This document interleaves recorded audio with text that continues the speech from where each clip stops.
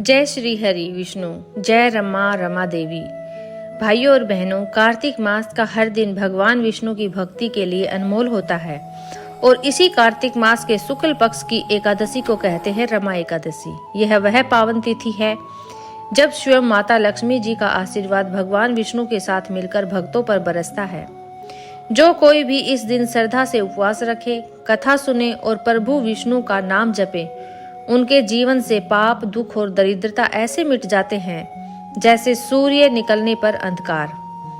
बहुत पुरानी बात है, सतयुग के समय की। मुचुकुंद नाम का एक धर्मात्मा राजा हुआ करता था। वह बहुत पराक्रमी, न्यायप्रिय और भगवान विष्णु का सच्चा भगत था। उसका राज्य मुरावती नगरी सुख और समृद्धि से भरा हुआ था। राजा की रानी रमा देवी अत्यंत सुंदर, सुसंस्कारी और पतिव्रता थी। वो हर सुबह सूर्योदय से पहले उठकर भगवान विष्णु की मूर्ति के सामने दीपक जलाती, भजन गाती और तुलसी पत्र चढ़ाती। उनका पूरा जीवन भक्ति में लीन था। राजमहल में रहते हुए भी रमा देवी के मन में वैभव नहीं, बस भक्ति का भाव था। एक दिन राजा मुचुकुंद ने बड़े दिव्य यज्ञ का आयोजन किया। ब्राह्मणों को आमंत्रित किया, दान दिया, हवन किया। यज्ञ समाप्त होने पर राजा के मुख पर अद्भुत तेज झलक रहा था। यह देखकर रानी रमा बोली, प्राणनाथ, आज आप बहुत प्रसन्न दिख रहे हैं, क्या कारण है इस आनंद का? राजा मुस्कुराए और बोले, देवी, आज मैंने इतना बड़ा यज्ञ किया, इतने ब्राह्मणों को दान दिया, मेरा मन बहुत संतुष्ट है। ऐसा लगता है जैसे सारे पाप धुल गए। रमा देवी धीरे से बोली, स्वामी, यज्ञ तो बड़ा पुण्यदायी होता है, परंतु यदि आप सचमुच भगवान विष्णु की अनंत कृपा पाना चाहते हैं तो एक ऐसा व्रत है जो सहस्त्र युगों से भी बढ़कर फल देता है। राजा चौंक कर बोले, देवी, वह कौन सा व्रत है, बताओ अवश्य। रमा देवी बोली, हे नाथ, कार्तिक मास के शुक्ल पक्ष की एकादशी को रमा एकादशी कहा जाता है। यह एकादशी स्वयं लक्ष्मी जी के स्वरूप की पूजा का दिन है। इस दिन यदि मनुष्य उपवास रखे, प्रभु का ध्यान करे और रात्रि में भजन कीर्तन करे तो भगवान विष्णु उस पर अत्यंत प्रसन्न होते हैं। रमा एकादशी का व्रत करने से मनुष्य के सारे पाप मिट जाते हैं। दुख और दरिद्रता सदा के लिए समाप्त हो जाती है। मृत्यु के बाद वह सीधा वैकुंठ धाम को प्राप्त होता है।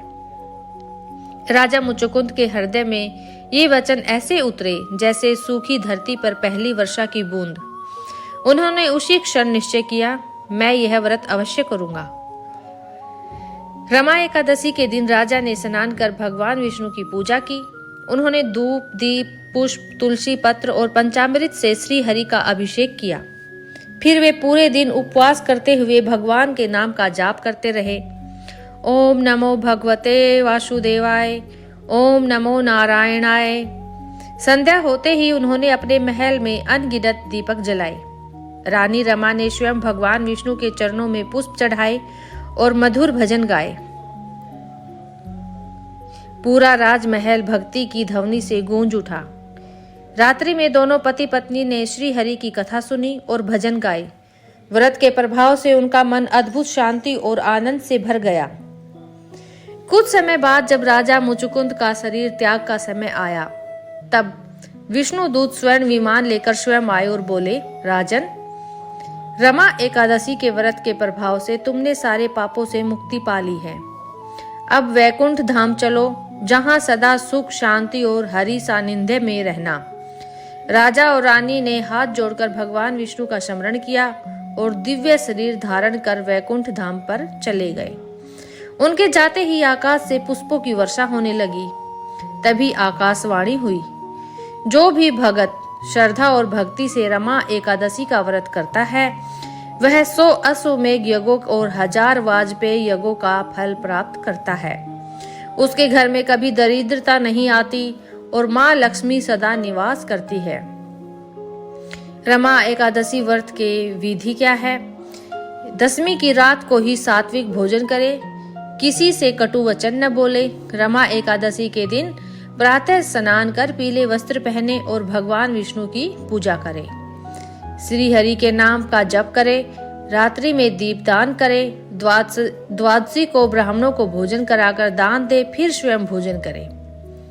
हे भक्तों, रमा एकादशी का व्रत केवल उपवास नहीं, यह आत्मा को पवित्र करने का पर्व है। यह वह दिन है जब हम माँ लक्ष्मी और श्री हरि विष्णु दोनों की कृपा एक साथ प्राप्त कर सकते हैं। इस दिन किया गया हर छोटा सा पुण्य कर्म, हर नाम जप, हर दीपदान अनंत गुणा फल देकर मनुष्य का जीवन धन्य कर देता है।